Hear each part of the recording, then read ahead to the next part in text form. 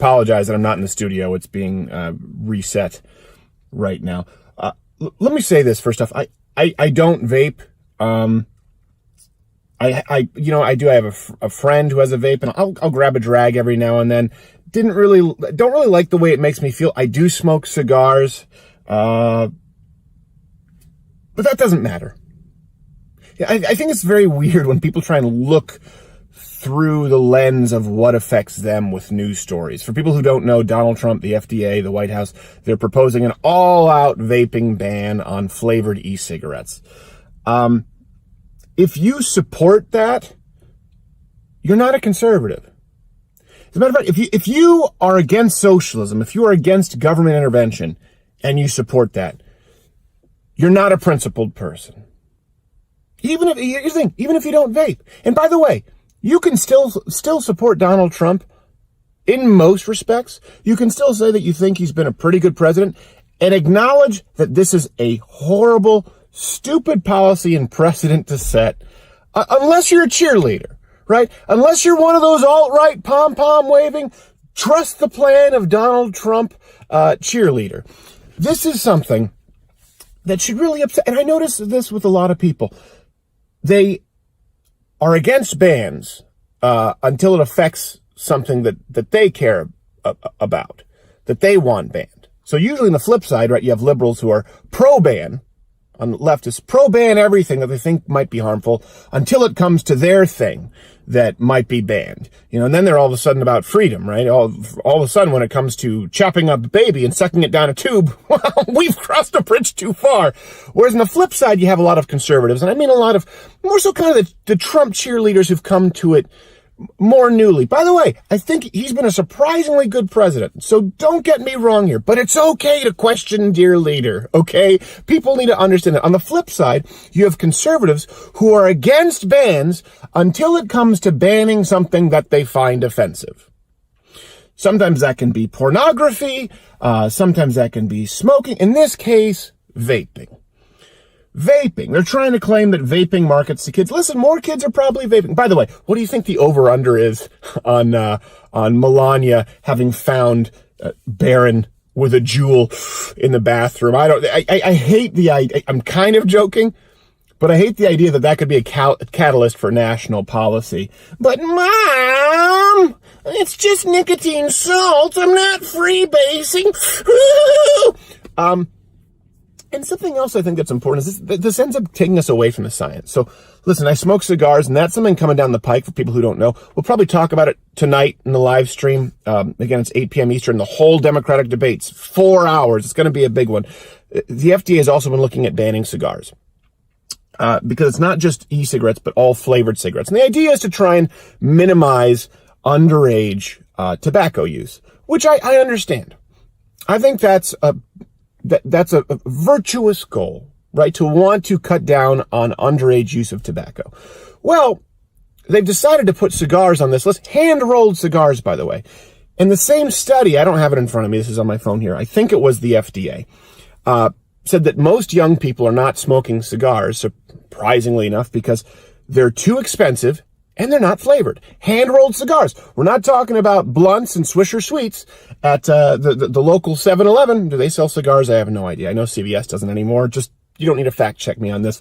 But a hand-rolled cigar, $7 to $10, that's unflavored, no ingredient, but pure unadulterated tobacco.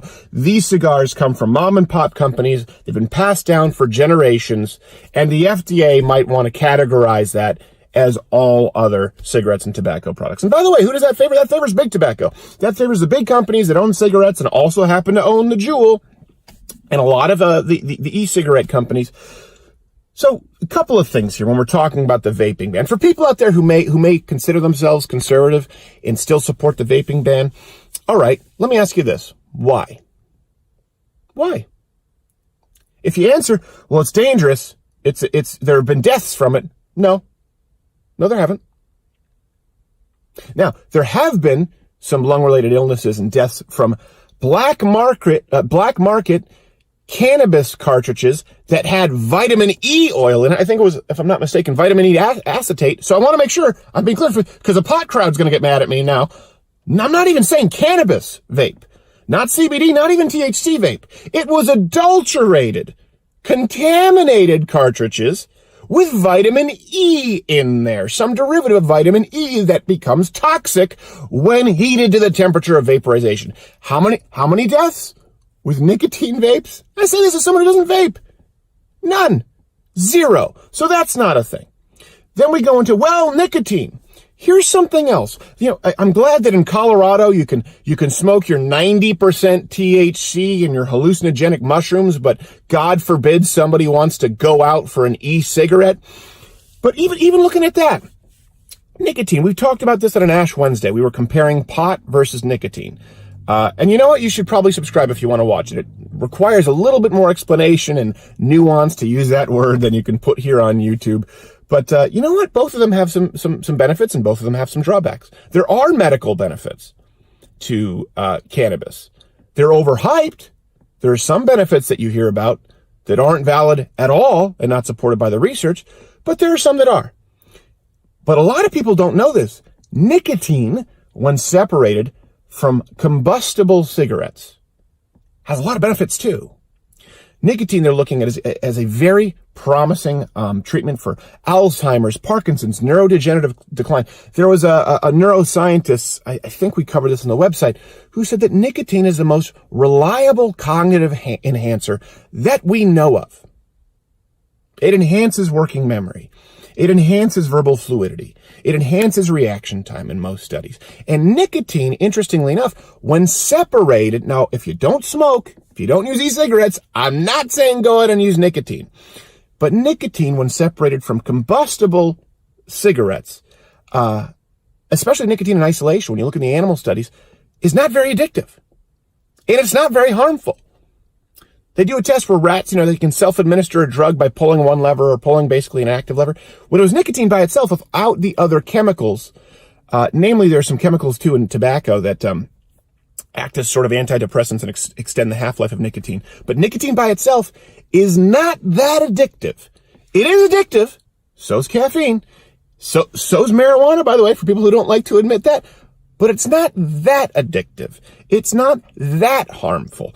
And, as we see in Europe, if people are able to use e-cigarettes to get off of traditional cigarettes, which we know are bad for you, I see that as a good thing.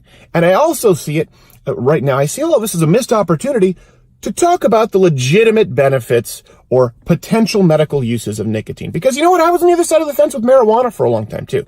Because people were pushing it so hard as a cure for cancer, and I go, that's bullcrap. Just don't talk to me. I don't even want to listen to you. Well, now I'm in the stage of my life, and I've talked about this where, hey, you know what? If there's a use to it, and there's a way to minimize any kind of harm, for example, people taking mega doses and smoking joints and driving, but people can reap the medicinal benefits, that's great. We're not quite there with nicotine, but if there is a way to find out how to isolate nicotine, and if it provides some kind of reliable cognitive enhancement and potentially preventative, it could act as a preventative measure for cognitive decline, we should be exploring that. But all of this is to get off the beam to say, whether you agree with anything that I've just said or not, whether you agree with the science and the clinical trials versus the studies and the metadata or not, you have to decide. Should the government be banning things just because you don't like that thing? Should the government be in the business of telling adults what they can and cannot put in their own body, provided that it isn't harming other people? And if you answer yes to any of the above, and you have conservative or libertarian in your Twitter profile, you need to remove it. And if you say this is a great thing just because Trump has done it, you have a problem. You have a problem, and I would recommend seeking counseling or having a cigar. Live stream tonight, 8 p.m. Eastern, the full Democratic debates, guests, costume contest, drinking rules to follow. Okay, so the vaping ban. Everyone's talking about this. I'm recording this from my car right now because we have the big live stream tonight, 8 p.m. Eastern, the whole debates, drinking game, costume contest. Follow me on Twitter. So I apologize that I'm not in the studio. It's being reset right now. Let me say this first off. I don't vape. I do have a friend who has a vape, and I'll grab a drag every now and then. Welcome to the West Coast Clouds podcast. This is Nick, your host. This is the new vape podcast for vapors, where we bring you opinions, reviews, and industry news. You're listening to West Coast Clouds.